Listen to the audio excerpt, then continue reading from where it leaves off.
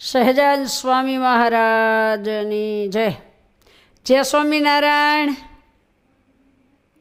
મજામાં છો ને? જય સ્વામિનારાયણ.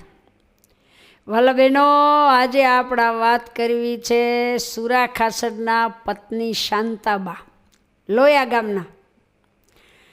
શાંતાબા બહુ જ ભગવાનના સારા એક ભક્ત હતા. અખંડ મહારાજનું સ્મરણ કરતા હતા. અને સુરા ખાસરે એવા જ ભગત હતા.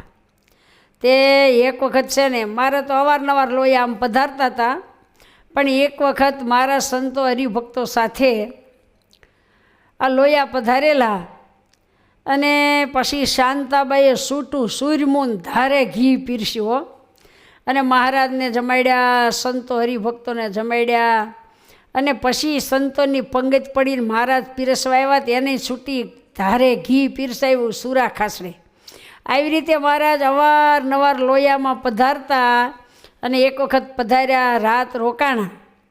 અને શાંતાબાઈએ સવારમાં છે ને ગોળીમાં ગોરસા ઠાલવી અને રવૈયો નાખી દાસીની વાટ જોતા હતા. તે મહારાજ જાગીને ઉતારામાંથી પધાર્યા અને પૂછ્યું કે શાંતાબા, કોની વાટ જોવો છો? કે મહારાજ, આ છાશ વલોવાનું ટાણું થયું છે અને દાસી હજી આવી નથી, તો આવે તો છાશ વલોવાય ને. મહારાજ કે લાવો ને. અમે નેત્રા તાણવા લાગીએ કે અરે રે પ્રભુ, તમારા પાસે થોડા નેત્રા તણાવે. મહારાજ કે ના ના ના, લાવો. તો એક બાજુ શાંતાબા ને એક બાજુ મહારાજ. ઘમર ઘમર મારું વલોણું ગાજે શ્યામ. એવી રીતે શાંતાબાઈની સાથે મહારાજ નેત્રા તાણવા માંડ્યા છે. થોડી જ વારમાં તો ઉપર માખણ તૈયાર થઈને આવ્યું. ત્યાં તો શાંતાબાની જે દીકરી હતી વલુબા આવ્યા કે માં કે લાવો લાવો, મને નેત્રા તાણવા દેવો, મારે મારા સાથે છાશ વલોવવી છે. પછી નેત્રા લીધા. વલુબાએ હાથમાં એક બાજુ વલુબા અને એક બાજુ મહારાજ છાશ વલોવે છે. પછી માખણ ઉપર આવી ગયું ને, પછી મોટી તાહળી લઈને આવ્યા અને માખણ ઉતાર્યું. મહારાજને પાટલા પર બેસાડ્યા અને માખણની અંદર સાકર નાખીને તાહળી ભરીને આપ્યું. પ્રેમથી જમો મહારાજ. સાકર અને માખણ પ્રેમથી જમાડ્યું. આવા પ્રેમી ભક્ત શાંતાબા બહુ શૂરવીર હતા.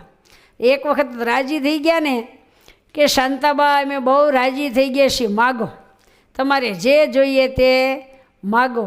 એટલે શાંતાબાઈ એક તાહડામાં કંકુ ઘોળીને લાવ્યા અને કીધું કે મહારાજ, આમાં તમારા ચરણ બોળીને ચરણ પગલાં પાડી દો.